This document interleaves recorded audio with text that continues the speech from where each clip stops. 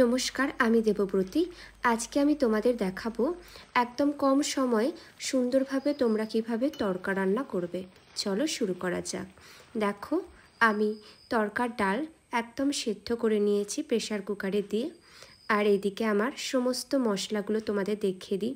পেঁয়াজ কুচানো, টমেটো, আদা রসুন বাটা, আর এদিকে হলুদ গুঁড়ো, লঙ্কা গুঁড়ো, জিরে গুঁড়ো, ধনে গুঁড়ো, গরম মশলা, লবণ আর শুকনো লঙ্কা সমস্তটাই তোমাদের দেখিয়ে দিলাম। এগুলোই মশলা। আর এদিকে দেখো, কড়াই সর্ষের তেল দিয়ে দিয়েছি আর তেলটাও গরম হয়ে গিয়েছে। এইবার দিয়ে দিলাম একটা শুকনো লঙ্কা, দেখতে পাচ্ছ। এইবার আমি প্রথমে দিয়ে দিচ্ছি কুচানো পেঁয়াজ। দেখো, দুটো মাঝারি সাইজের পেঁয়াজ কুচিয়ে নিয়েছিলাম, সেই পেঁয়াজগুলোই আমি দিয়ে দিচ্ছি। তড়কাতে একটু পেঁয়াজ দিতেই হবে। দেখো, এইবার আমি পেঁয়াজগুলো ভেজে নেব, একদম লাল লাল করে নয়, কিন্তু ভাজতে হবে পেঁয়াজগুলোকে। দেখো, এইবার দিয়ে দেবো রসুন বাটা। রসুনটা আমি চেঁচে নিয়েছিলাম, পুরোপুরি বাটা হয়নি। দেখো, রসুন দিয়ে দিয়েছি। এইবার দিয়ে দিচ্ছি আদা। এগুলো হালকা করে একটু কষিয়ে নিতে হবে। দেখো, এইবার দিয়ে দেব কুচানো টমেটো। টমেটোগুলো দিয়ে দিচ্ছি।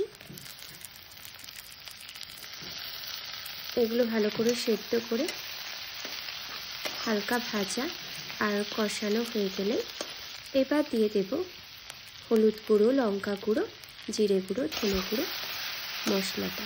একটু লবণও দিয়ে দিয়েছি ভালোভাবে সেদ্ধ হয়ে যাওয়ার জন্য। আমি সমস্ত মশলাগুলো জলে গুলে রেখেছিলাম, সেইগুলোই দিয়ে দিলাম। দেখো,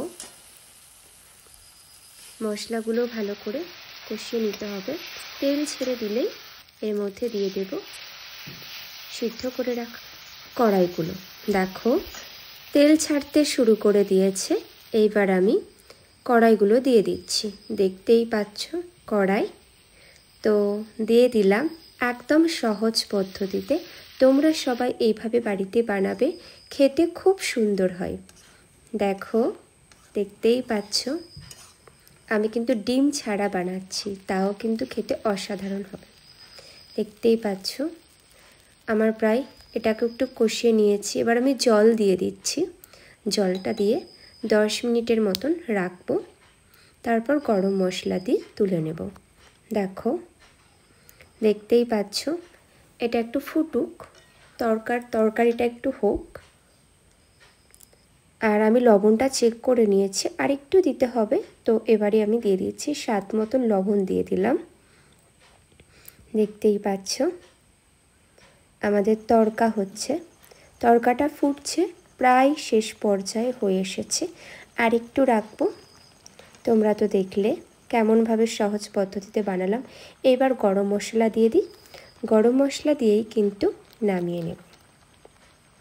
কিচ্ছু না, একদম সহজ পদ্ধতি। এভাবে অবশ্যই বাড়িতে ট্রাই করবে। আশা করছি দারুণ লাগবে, সবার ভীষণ পছন্দ হবে। দেখতেই পাচ্ছ। আর কেমন লাগলো অবশ্যই তোমরা কমেন্ট করে জানিও। Tata bye.